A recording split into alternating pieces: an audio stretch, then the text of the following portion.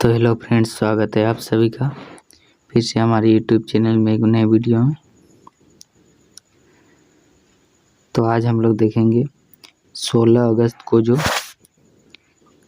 Class 9 का weekly test होगा, math का होने वाला है। उसका हम लोग मोस्ट इम्पोर्टेंट यानी कि VVI, MCQ एंड सब्जेक्टिव सवाल को देखेंगे।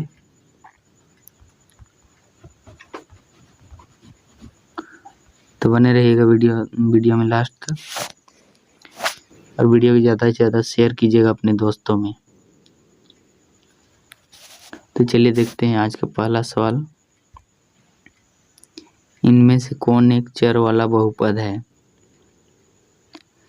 एक चर यानी कि क्या? चर यानी कि A to Z जितने भी हम लोग के क्या बोलते हैं अल्फ़ाबेट्स आते हैं, इन्हें गणित की भाषा में चर कहा जाता है। तो एक चर वाला बोल रहा है यानी कि सिर्फ एक ही चर होना चाहिए, या तो A होगा, B होगा, C होगा, Y होगा, इस तरह। देखिए पहला ऑप्शन है x + y, ये तो नहीं हो सकता क्योंकि इसमें दो चर है। फिर दूसरा ऑप्शन है 2x² + 3x + 4। फिर तीसरा ऑप्शन है 2x + 3y + 5। इसमें भी नहीं होगा क्योंकि इसमें भी x और y दो अलग अलग चर हैं, और d है, d में तो चर ही नहीं है, इसलिए इसका राइट उत्तर हो जाएगा ऑप्शन नंबर B।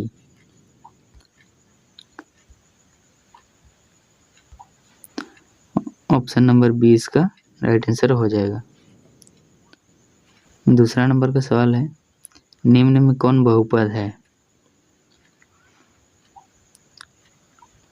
निम्न में कौन बहुपद है? ऑप्शन नंबर A है 3√x + x × √2। B नंबर का x² + √x। C नंबर का ऑप्शन है x + √3, और D नंबर का ऑप्शन है 2√x + x। तो बहुपद का जो नियम होता है, बहुपद का नियम होता है कोई भी चर रूट में नहीं रहेगा, और माइनस में नहीं रहेगा, और बट्टे के नीचे नहीं रहेगा। तो देखिए ऑप्शन में पहला में ऑप्शन में है 3√x, यानी कि ये पहला नियम को फॉलो कर रहा है बहुपद का, इसलिए ये भी नहीं होगा। इसमें भी रूट के अंदर चर है, यानी कि ये भी बहुपद नहीं होगा। इसमें देखिए, इसमें x + √3, यानी कि इसमें चर ना तो माइनस में है और ना ही बट्टे में, इसलिए इसका सही उत्तर हो जाएगा ऑप्शन नंबर 2 का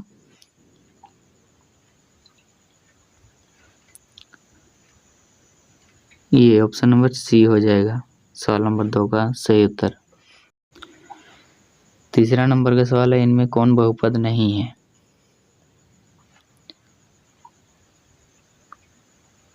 यानी कि इसमें 2 नंबर का बिल्कुल ठीक उल्टा चुनना है। देखिए पहला ऑप्शन है 4x² - 3x + 7। सेकेंड ऑप्शन है y² - √2। फिर है x का पावर 10 + y का पावर 3 + t का पावर 50, और D ऑप्शन है y + 2/y।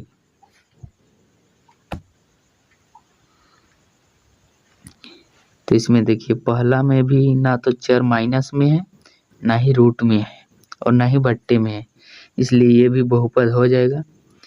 और इसमें भी चर माइनस में और रूट में नहीं है, इसलिए ये भी बहुपद हो जाएगा, और ये भी बहुपद हो जाएगा। लेकिन इसमें देखिए, इसमें चर जो है 2/y, यानी कि ये बट्टे में है, इसलिए इसका सही उत्तर हो जाएगा ऑप्शन नंबर D। इसका सही उत्तर हो जाएगा, ये बहुपद नहीं है। 4 नंबर का सवाल है, एक्स अक्ष और वाई अक्ष को काटने वाले बिंदु को कहते हैं। यानी कि ग्राफ में जो एक्स अक्ष और वाई अक्ष को जो बिंदु काटती है, यानी कि ये वाले बिंदु को हम लोग क्या कहते हैं? तो इस बिंदु का नाम है मूल बिंदु। कोटि आपका हो गया ये, वो जो ऊपर नीचे आता है ये कोटि हो गया, और भुज हो गया ये एक्स अक्ष वाला। एक्स अक्ष को भुज कहते हैं और वाई अक्ष को कोटि। आगे देखिए, मूल बिंदु का निर्देशांक है। इस बिंदु का जो एक्स अक्ष और वाई अक्ष को काटती है, इसका निर्देशांक क्या है? तो इसका निर्देशांक होता है 0 0। इसका सही उत्तर हो जाएगा ऑप्शन नंबर ए।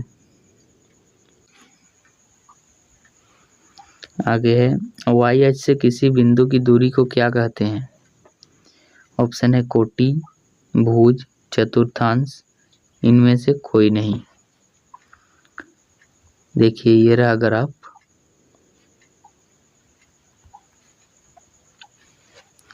तो इसमें वाई अक्ष ये हुआ, ये एक्स अक्ष हुआ।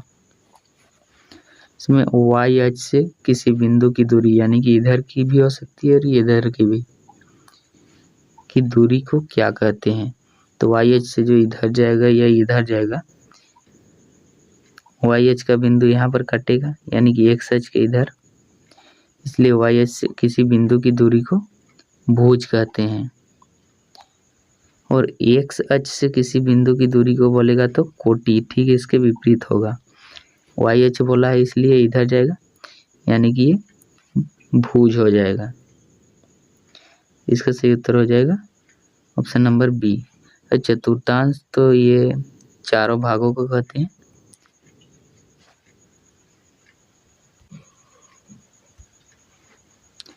अगला सवाल है, निर्देशांक 2 3 का भुज है एक्स अक्ष वाला।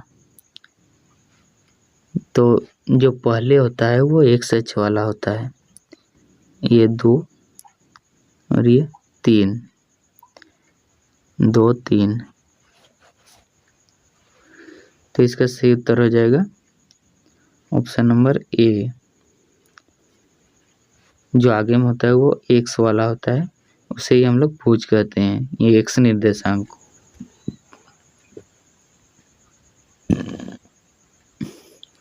अगला सवाल देखते हैं, दो चर वाले रैखिक समीकरण का मानक रूप है। दो चर वाला जो रैखिक समीकरण होता है उसका मानक रूप क्या होता है बोल रहा है, उसको किस प्रकार हम लोग बैठाते हैं। देखिए ऑप्शन है एक्स प्लस बी बराबर 0, दूसरा है x plus b y plus c बराबर 0, तीसरा है x square plus b y square plus c बराबर 0, इनमें से कोई नहीं। तो दो चर वाला जो रैखिक समीकरण होता है उसका मानक रूप होता है a x square plus a x plus b y plus c. इसका राइट उत्तर हो जाएगा ऑप्शन नंबर बी।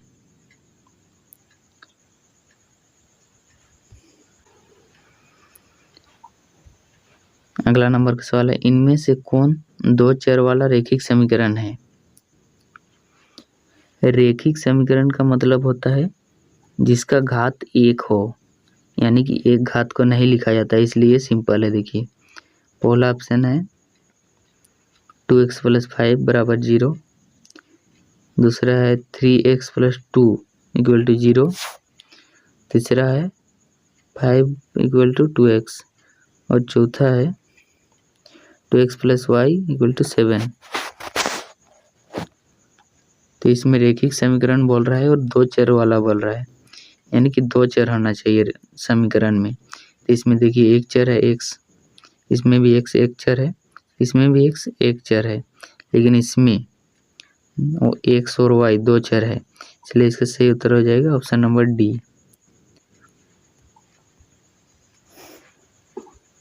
देखिए अगला सवाल है सब्जेक्टिव।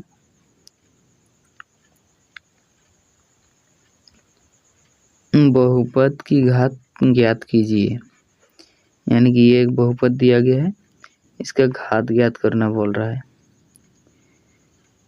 तो इसका उत्तर हो जाएगा चर का अधिकतम घातांक 5 है, अतः बहुपद की घात 5 है। यानी कि जिस बहुपद में सबसे बड़ा जो घात होता है वही बहुपद का घात कहलाता है। देखिए अगला सवाल है 12 नंबर का सवाल है। 2x + 3y = 4.37 समीकरण को x + by + c = 0 के रूप में लिखिए और प्रत्येक स्थिति में a, b और c के मान बताइए।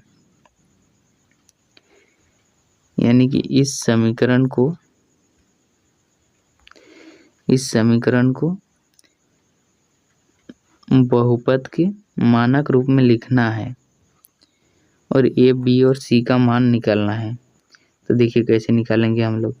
सबसे पहले तो दिया हुआ समीकरण ये, उसके बाद हम लोग इसके रूप में बैठाने के लिए ये जो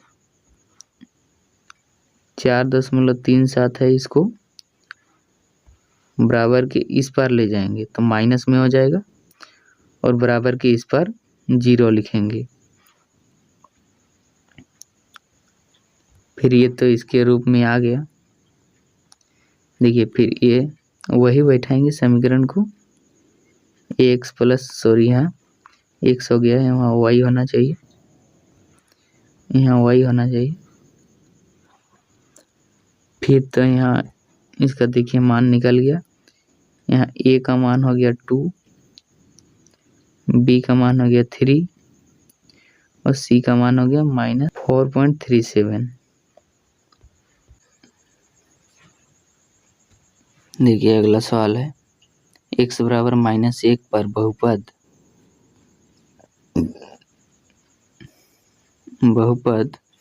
5x - 4x² + 3 के मान ज्ञात कीजिए। यानी कि जहाँ जहाँ x है इस बहुपद में उसमें -1 को बैठाना है। बैठाते हैं 5 - 1 - 4 -1 का स्क्वायर + 3 बराबर हो जाएगा -5 -4 -4 और ये 1 का स्क्वायर हो जाएगा 1 ही हो जाएगा +3 4 हो गया, माइनस माइनस प्लस होता है -9 + 3। तो इसका उत्तर हो जाएगा -9 में 3 यानी -6 हो जाएगा।